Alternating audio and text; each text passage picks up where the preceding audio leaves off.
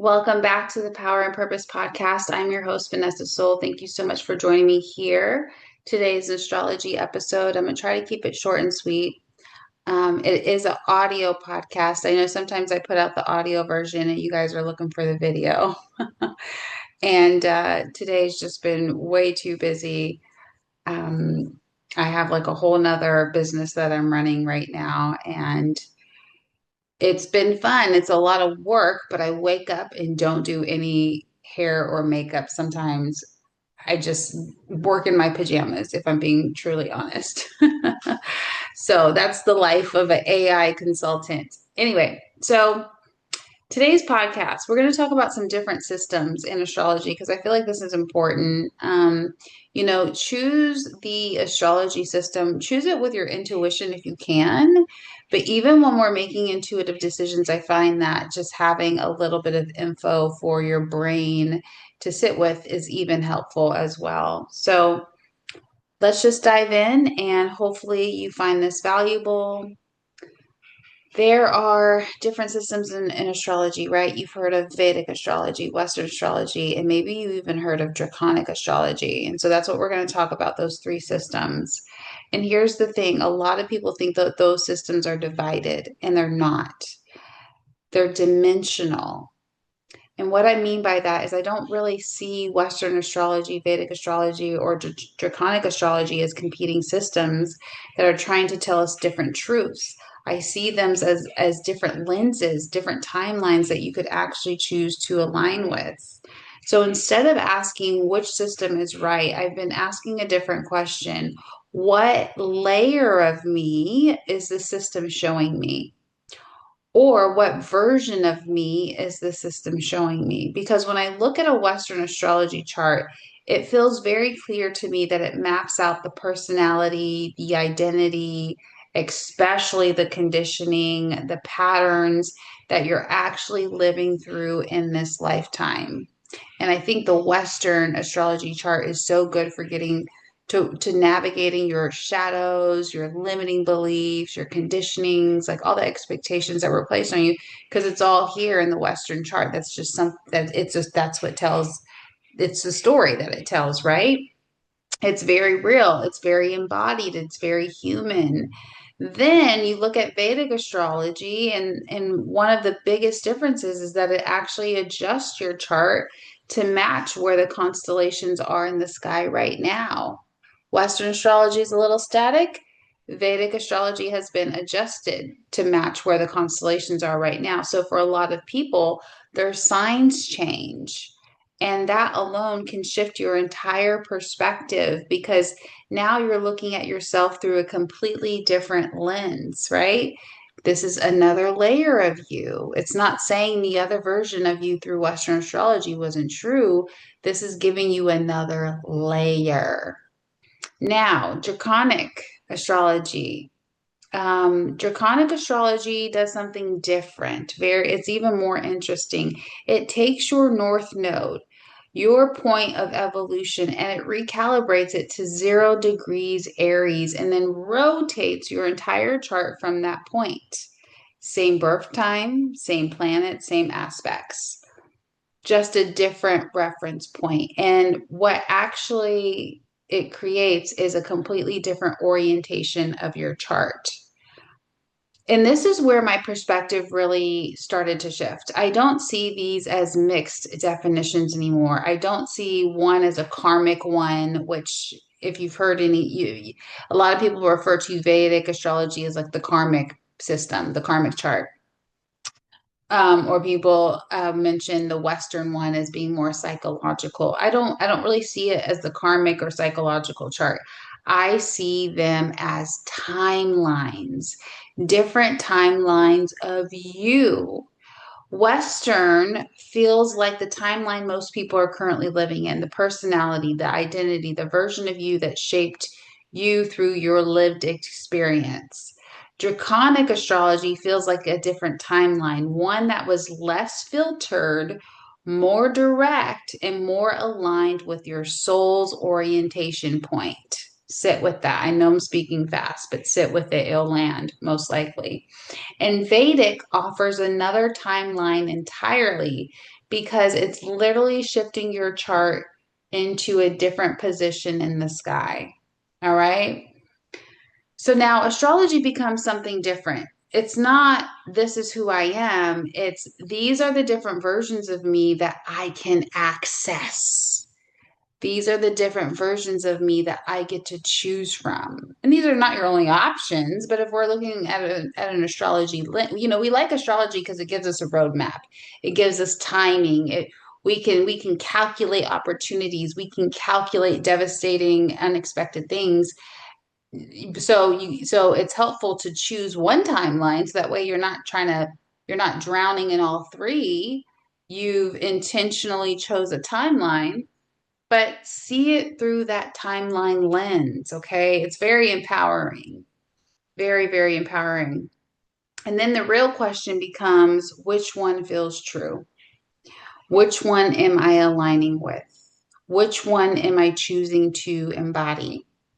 All right. And for me personally, what's really interesting is that my Western and Draconic charts are actually very similar because my North Node is already in Aries in Western astrology.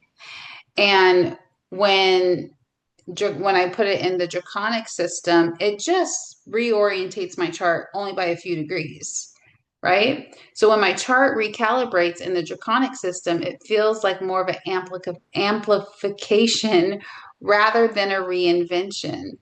And that in itself feels very intentional. So my Western and my Draconic astrology charts, they're very, very similar. They're only off by a couple of degrees. So for me, I feel like, oh wow, I'm really on the right path. like these two timelines, they're just so close together.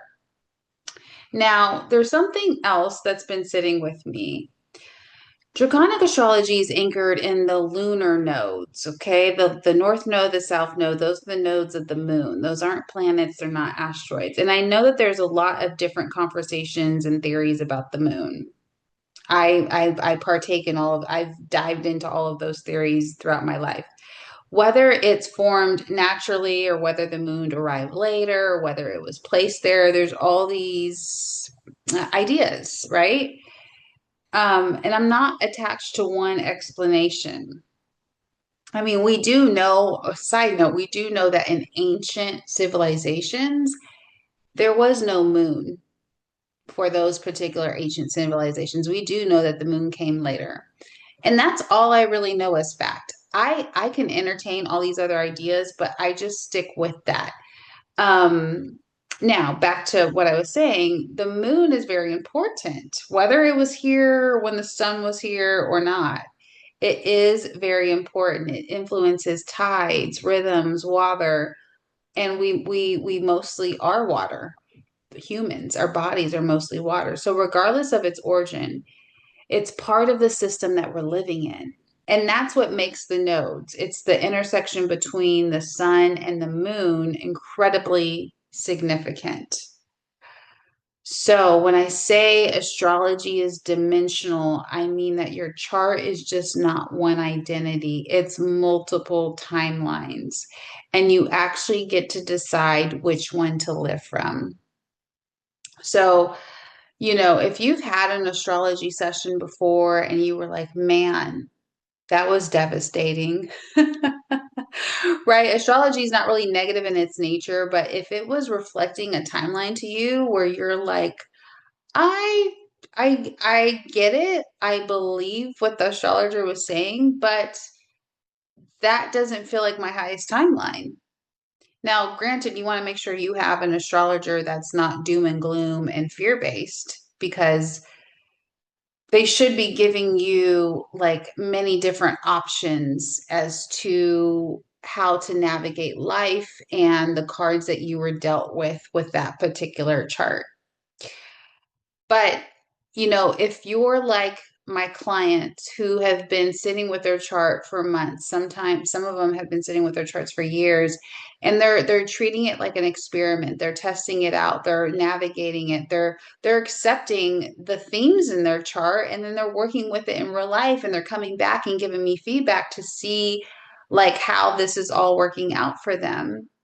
And honestly, I've had a few people where they're just like this, I'm following the things in my chart, but it just feels like work. It doesn't feel natural. It doesn't feel in alignment.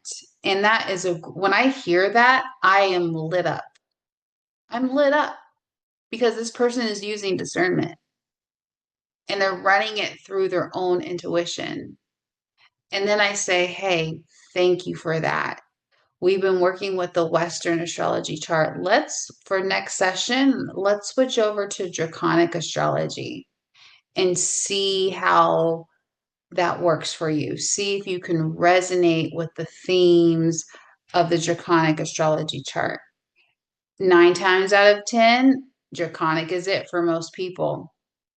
Um, and then I don't do Vedic astrology because it's a whole nother system. Draconic and Western are similar enough to where if you're trained in Western, you could do Draconic astrology, no problem with your eyes closed. If you're trained in Draconic astrology, you could do Western, no problem with your eyes closed. But in Vedic, the chart is even laid out differently, right? So it's just a little bit of a tweak of a skill set. But the point here is I've switched clients over to Draconic astrology and it resonated so much more deeply with them.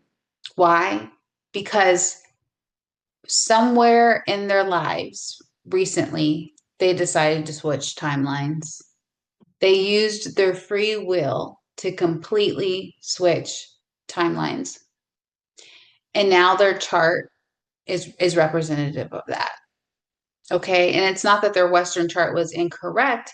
It was just a timeline that they just didn't agree to anymore. So I hope this is landing.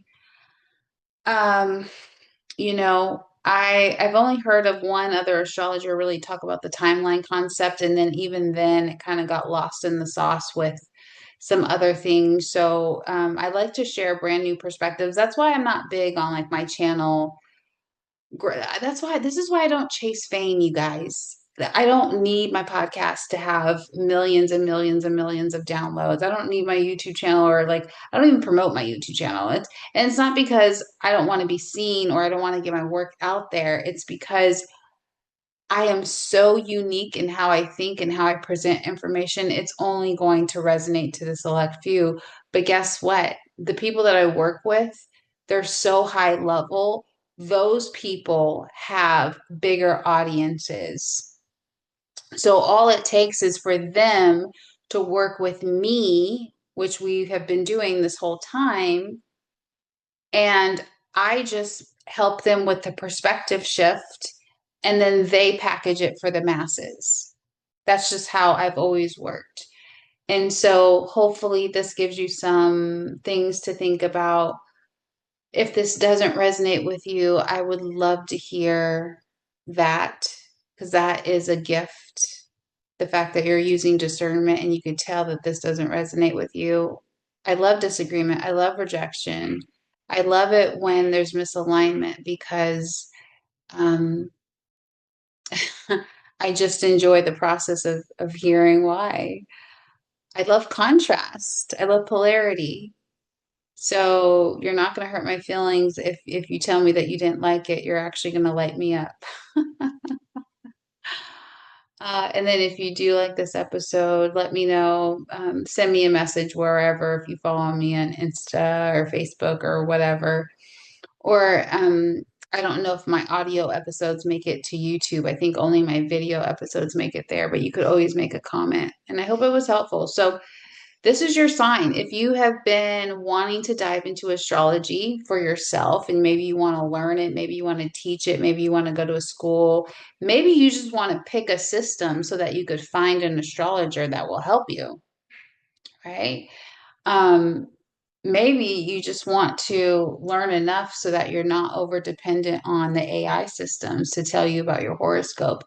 Whatever your goal is, hopefully this helps. Keep an awareness of all three systems and then just stick with one at a time. But also, when your soul tells you that you're ready to move on to Vedic astrology or Western astrology or Draconic astrology, listen to that and make sure you get a full session from a human. If you're stepping into a new system, make sure you get a session from a human first, and then they can kind of set you up with your AI system so that you can continue to get, if you're using like an AI system to get some insight on your astrology, please get a session with a human first, because accuracy matters, discernment matters, and nuance matters.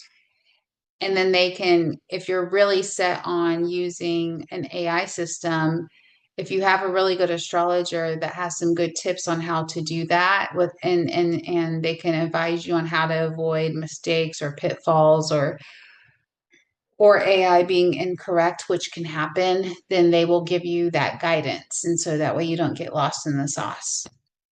All right. Thank you so much for tuning into this podcast episode. Please leave a comment. Please subscribe to the channel, subscribe to the podcast, share this episode with at least one person. Namaste and have a great day.